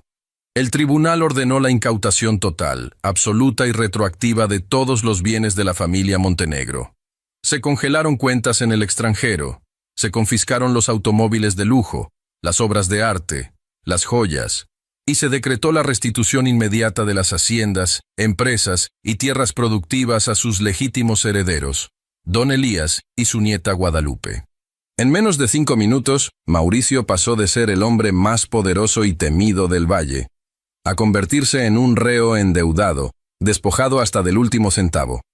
La caída del imperio fue un espectáculo asombroso, que demostró lo efímera que es la lealtad cuando se compra con dinero. Apenas se dio a conocer la sentencia, los supuestos amigos de Mauricio, los políticos que comían en su mesa y los empresarios que le aplaudían, le dieron la espalda de inmediato, fingiendo no haberlo conocido nunca. Pero la traición más dulce y poética provino de su propia esposa. Valeria, al descubrir que las tarjetas de crédito de platino rebotaban y que las autoridades estaban empaquetando sus vestidos de diseñador, no fue a visitar a su esposo a la cárcel ni una sola vez. El mismo día de la sentencia, fue vista abordando un autobús de segunda clase con una sola maleta, huyendo con un amante de dudosa reputación que la abandonaría meses después. Valeria, la mujer que se burlaba de la pobreza y no soportaba respirar el aire de los miserables, terminó trabajando como dependienta en una tienda de ropa usada en la capital, viviendo en un cuarto de azotea donde la humedad y el frío le recordaban cada noche la altanería con la que había humillado a Guadalupe. El karma, sin embargo, reservaba su lección más dura para Mauricio. Debido a la gravedad de sus amenazas, fue trasladado a una prisión de máxima seguridad en una de las zonas más áridas y olvidadas del norte del país, muy lejos de sus influencias. Allí, en ese purgatorio de concreto y acero hirviente, no había tratos preferenciales para los exmillonarios. El hombre que se sentía un rey por hablar francés y usar trajes italianos fue despojado de su nombre y convertido en un simple número. Para sobrevivir en aquel infierno, se le asignó el peor de los trabajos forzados: lavar las letrinas y limpiar los chiqueros de la granja penitenciaria bajo el sol abrasador del desierto. Años después, quienes lograban verlo de lejos durante las visitas no podían reconocerlo. Su piel, antes blanca y cuidada, estaba tostada por el sol inclemente, agrietada y prematuramente envejecida.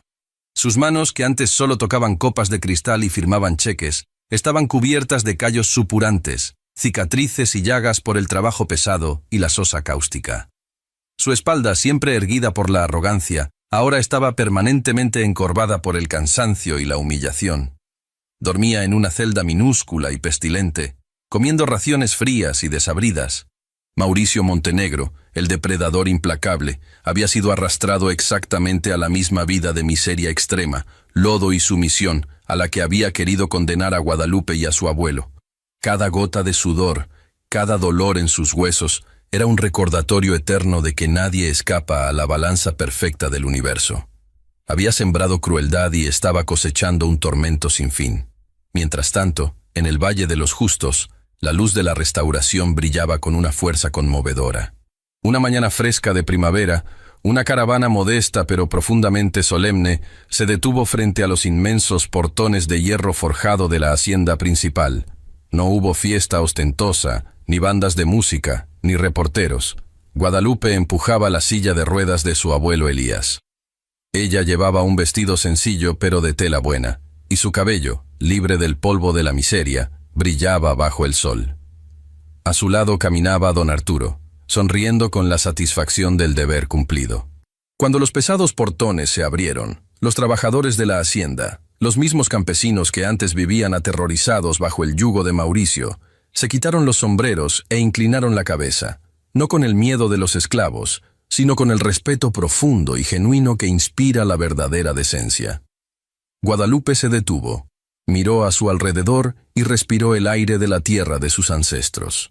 «Hemos vuelto a casa, abuelito», susurró ella, con la voz ahogada por la emoción, acariciando el hombro del anciano. 60 años después, el honor de nuestra sangre ha sido limpiado. Don Elías, con los ojos llenos de lágrimas de alegría y paz absoluta, levantó las manos hacia el cielo, murmurando una oración de profunda gratitud a Dios. Entraron a la casa principal. La frialdad del mármol y la decoración excesiva e impersonal de los Montenegro fue reemplazada poco a poco. Las grandes habitaciones volvieron a oler a pan recién horneado, a madera limpia y a flores frescas. Los viejos libros franceses del abuelo fueron colocados en los estantes principales del despacho. Pero Guadalupe no era como aquellos que el dinero corrompe.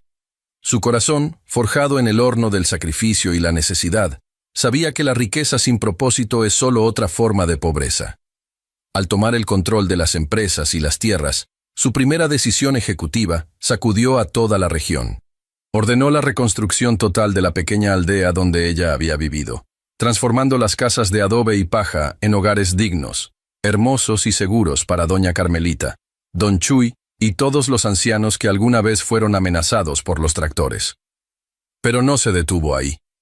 Guadalupe tomó la inmensa fortuna acumulada y convirtió el ala más grande de la hacienda en una fundación de clase mundial, un refugio médico y hogar de retiro gratuito para ancianos desamparados. Allí, los abuelos olvidados por el mundo recibían atención, medicinas, comida caliente y, sobre todo, el respeto y la dignidad que ella siempre le había dado a su propio abuelo.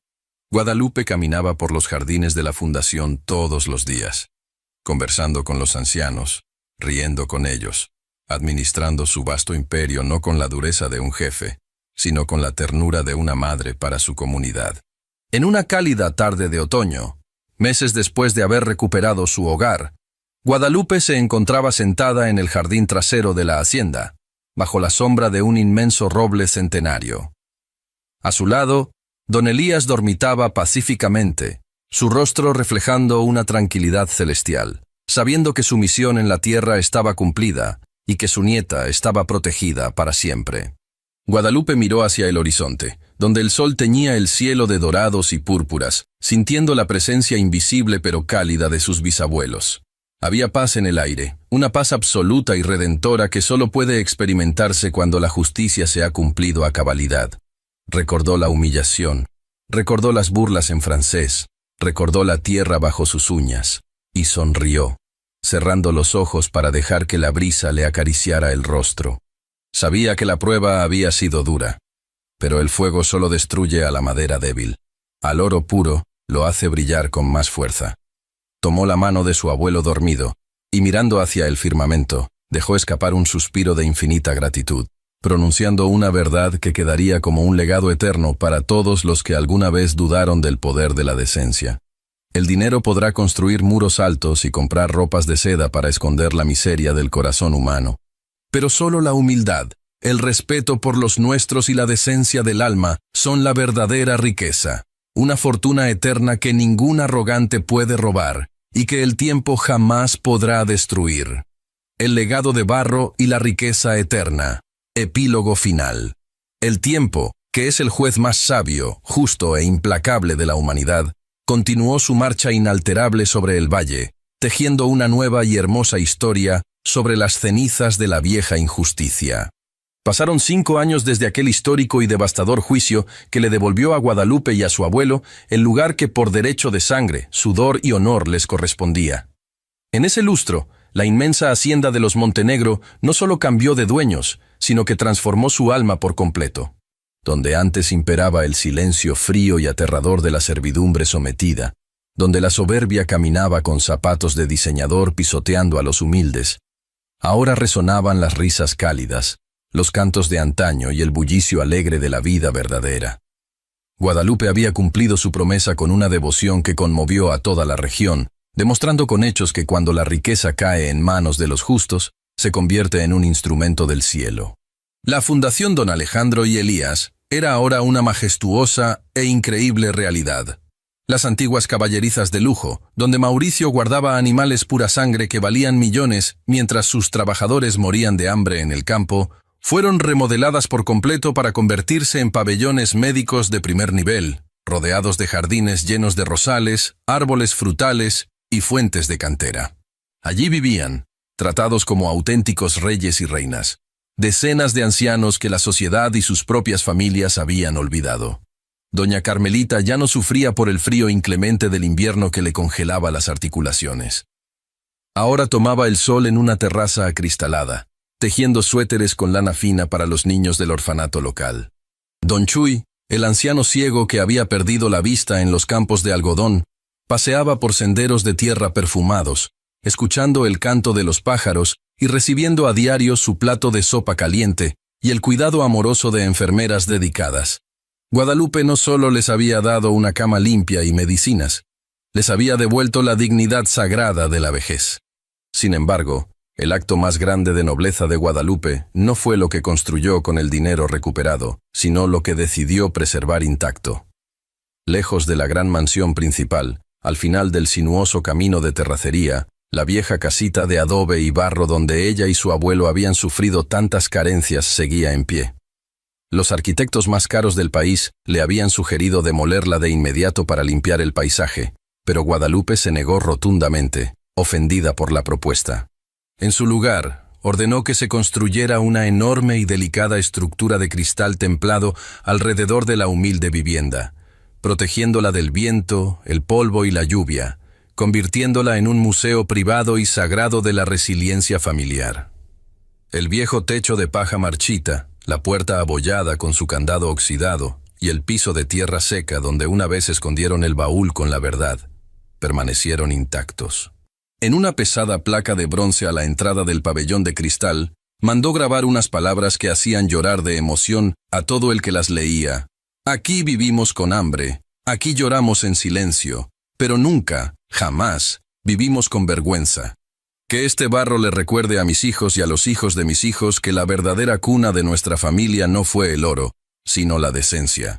Fue precisamente en ese lugar sagrado, frente a la casita de barro, protegida por el cristal, donde ocurrió el momento más conmovedor y definitivo de esta historia.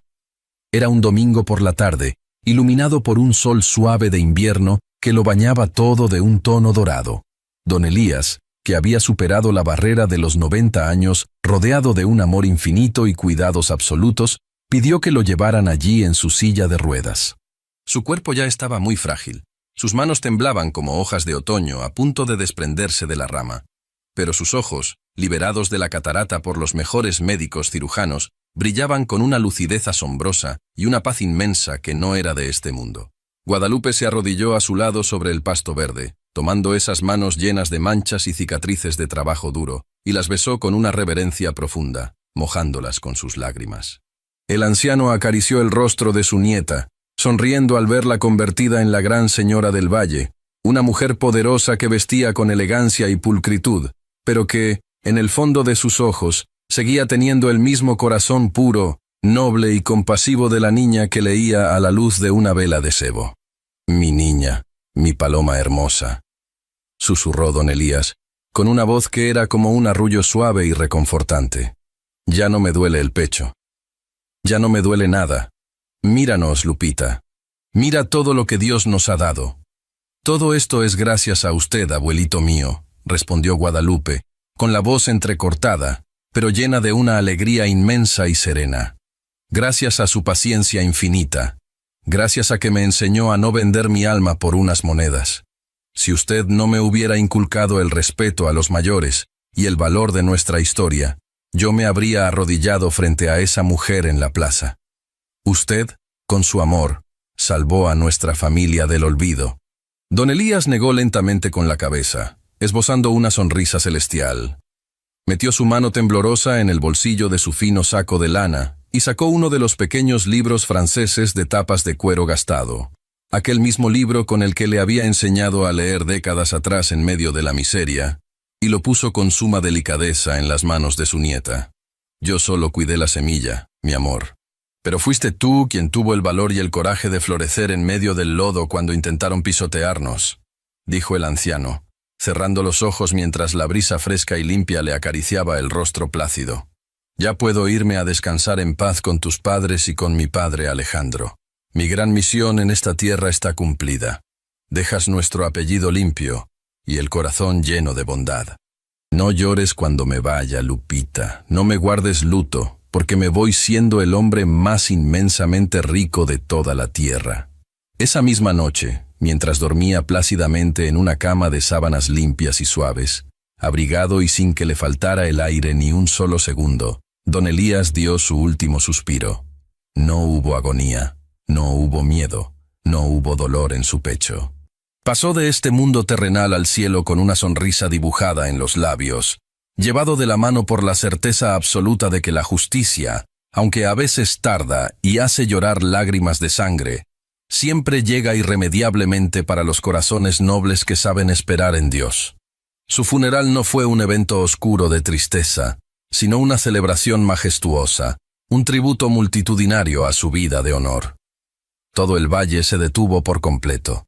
Miles de personas, desde los ancianos rescatados de la fundación hasta los trabajadores más humildes del campo, caminaron en procesión detrás de su féretro de caoba, cubierto de flores blancas, rindiendo honores al patriarca humilde que venció a la maldad del dinero con el silencio sabio y la decencia inquebrantable. Al día siguiente, cuando el silencio regresó al valle, Guadalupe caminó sola por los inmensos y hermosos jardines de la hacienda. Llevaba un vestido negro en señal de respeto, pero su postura era más firme, libre y majestuosa que nunca. Se detuvo bajo el gran roble centenario que daba sombra a la propiedad y miró hacia el cielo azul, inmenso y despejado. Sintió una ráfaga de viento cálido que la abrazó con ternura, secando la última lágrima de nostalgia que rodaba por su mejilla. Cerró los ojos y respiró profundamente, sintiendo la presencia inmortal de su abuelo viviendo muy dentro de ella, guiando para siempre cada uno de sus pasos y bendiciendo su camino. Con una paz absoluta y definitiva reinando en su alma, Guadalupe abrió los ojos, miró sus tierras liberadas por fin de la oscuridad del mal, y pronunció en un susurro las palabras que quedarían grabadas en el viento para toda la eternidad. Una lección sagrada e imborrable para las generaciones venideras. El dinero puede comprar ladrillos lujosos y vestidos de seda para intentar esconder la miseria humana, pero solo la humildad, el respeto por los nuestros y el amor puro construyen un alma que el tiempo jamás podrá destruir.